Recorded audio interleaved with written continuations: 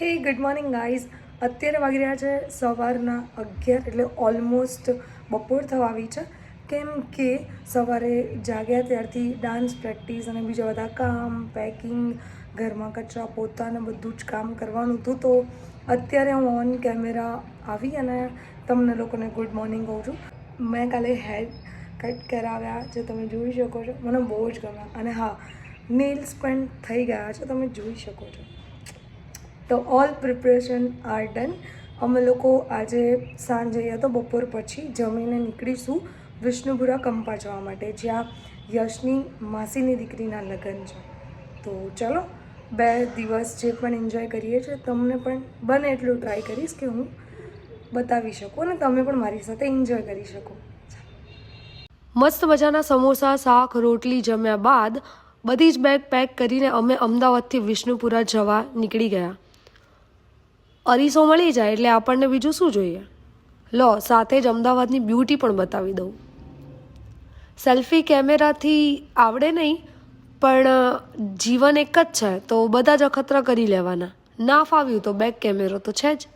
Bayad road પર માધવ કંપા નજીક વૃંદાવન હોટલે પહોંચી ચાની ચૂસકી લીધી અને સાથે સાથે સાસુમાં જોડે મેચિંગ કરેલા કપડાં પણ તમને બતાવી દીધા.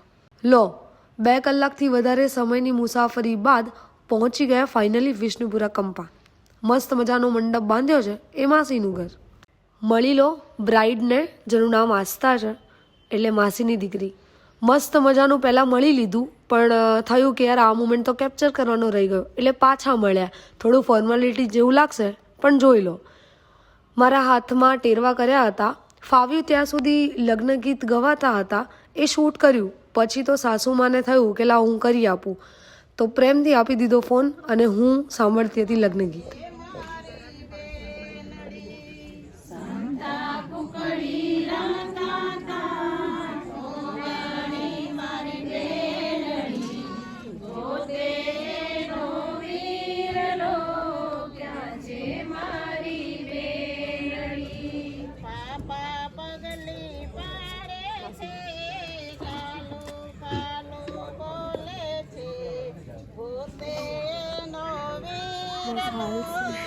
બધા ગેમ્સ રમ્યા અને મસ્તી કરી.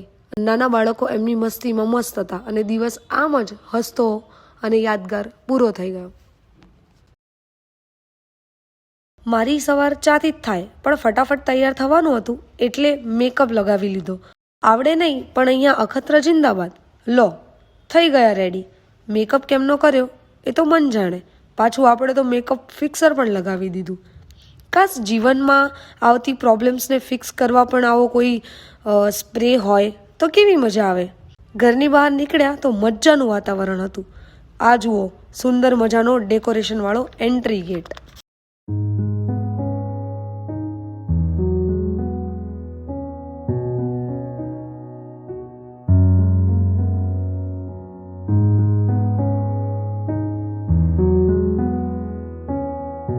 ચા અને પૌવાનો નાસ્તો કર્યો. પછી ગણેશ સ્થાપના માટે પહોંચ્યા. ત્યાં તો સુંદર બ્રાઇડનું શૂટિંગ ચાલી રહ્યું હતું.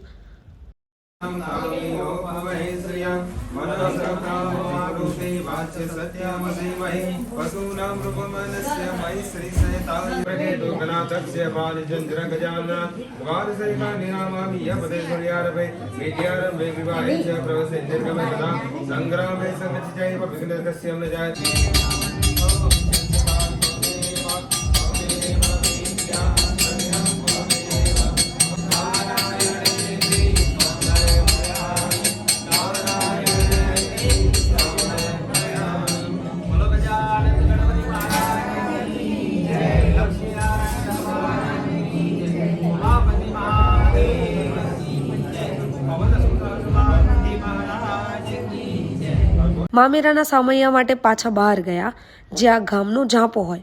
વાજતે ગાજતે મામેરાનું સામૈયું થયું.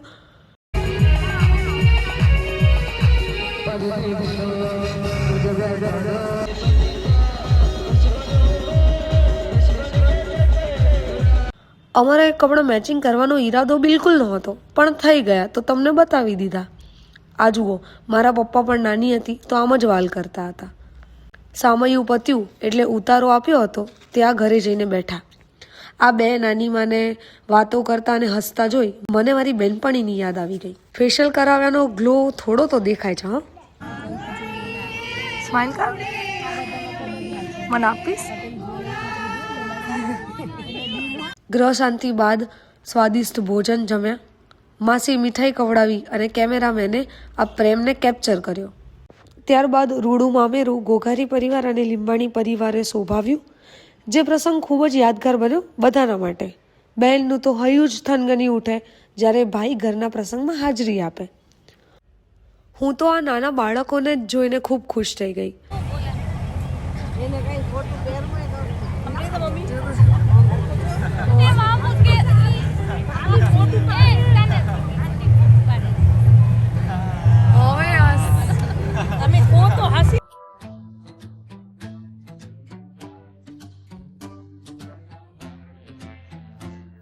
માસીએ ડેકોરેટ કરેલો વળતરમાં આપ્યો ડ્રાય ફ્રૂટ અને ચોકલેટનો ડબ્બો, જેને જોઈને ખાવાનું મન થઈ ગયું. પછી અચાનક યાદ આવ્યું કે હવે મોટા થઈ ગયા, આમ સારું ના લાગે.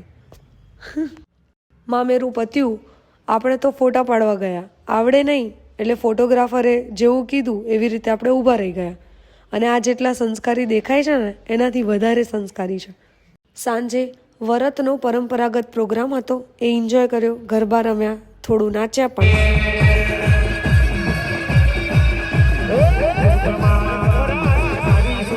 આ લુણારીને જોઈને તો દિલ જ ખુશ થઈ ગયું. અને ત્યારબાદ જમવા ગયા.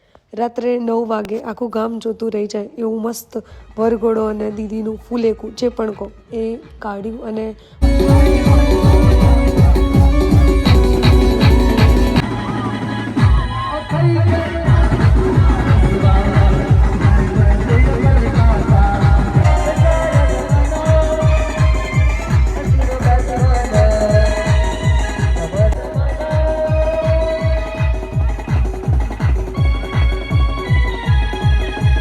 મન ભરીને ડાન્સ કરી લીધો.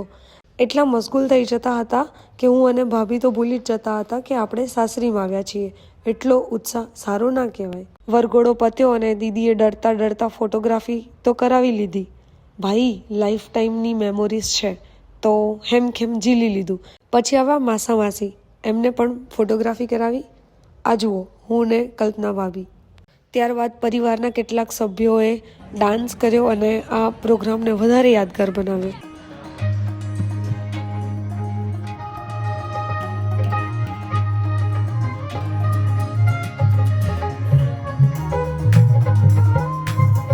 અમે પાપડી અને ચાના નાસ્તા સાથે કાર્યક્રમને ખૂબ માણ્યો. લગ્નમાં કિંમતી સમય કાઢી હાજરી આપી હોય એટલે સ્કિલ તો બતાવી જ પડે ને. તો મોહિતભાઈ યશ એમના વોઇસ ઓવરમાં કરેલી લાગણી વ્યક્ત કરી તો બધાનું હૈયું ભરાઈ આવ્યું અને આંખમાં પાણી. એટલામાં જ 4-5 વર્ષથી મને ફોલો કરતા અને સોશિયલ મીડિયા પર સતત જોતા હોય એવા ફેન્સ મળી ગયા. તો એમની સાથે વાતચીત કરી અને યાદગીરી માટે એક ફોટો પડાવી લીધો. જાનનું સામૈયું થઈ ગયું અને અમે પણ તૈયાર થઈ ગયા. આજે તો સાડી પહેરી હતી એટલે એવું લાગ્યું કે જાણે વટનો કટકો તો હું જ છું. સાસુમાની તબિયત ખરાબ હતી તો ગાડીમાં બેસી અને ઉતારેથી માસીના ઘરે ગયા. #Couple things. આ તો પાછું ટ્રેન્ડ પ્રમાણે ચાલવું જ પડે. માંડવે પહોંચ્યા ત્યાં તો જમાઈ પર અંતરપટ આવી ગયું હતું. મામા સાઈડના ભાઈ ભાભીએ બધાએ જ હાથમાં ફૂલો લઈ અને દીદીના એન્ટ્રી પર સ્વાગત કર્યું. બીજા કઝિન્સ અને આસ્થા દીદીએ કર્યો જમાઈના સ્વાગત માટે એન્ટ્રી ડાન્સ. કેવું ક્યુટ કપલ અને કેવો એમનો ક્યુટ ડાન્સ.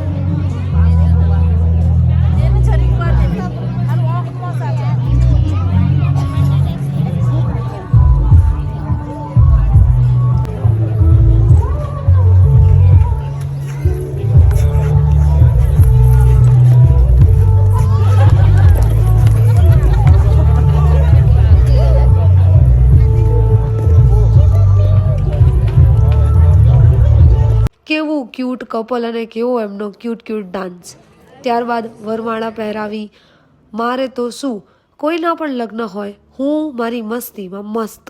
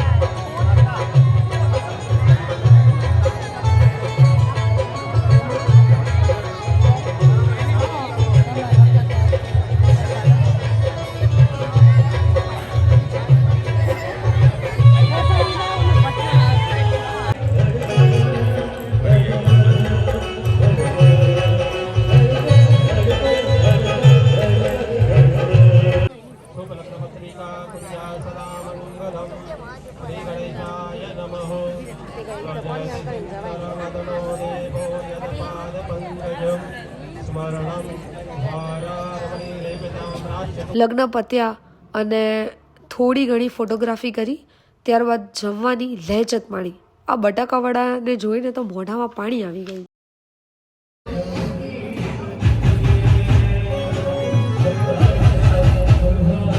એક એવો સમય જેને રેકોર્ડ કરવા માટે મને બહુ જ હિંમત ભેગી કરવી પડી. લગ્નમાં હાજર તમામની આંખોમાં દીકરીના વિદાય આપતા આંસુ હતા. આસ્થામાં જેટલી હિંમત હતી ને એટલી હિંમત ભેગી કરતાં મારે લગભગ 2 જન્મ લાગે.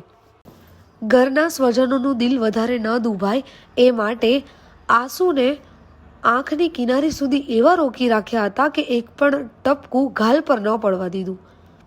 અને હું તો કુલરની બાજુમાં ઊભી રહીને એવી રીતે રડી કે જાણે મારી જ વિદાય થતી હોય. અમે લોકોએ ભારે હૈયે દીદીને વિદાય આપી અને ત્યાંથી નીકળ્યા. દવાખાનાની ઇમરજન્સી હતી એટલે 5 વાગ્યા પહેલાં અમારે અમદાવાદ પહોંચવાનું હતું. ઘરે આવી અને પહેલાં ચા બનાવી અને પછી બીજા બધા કામ કર્યા.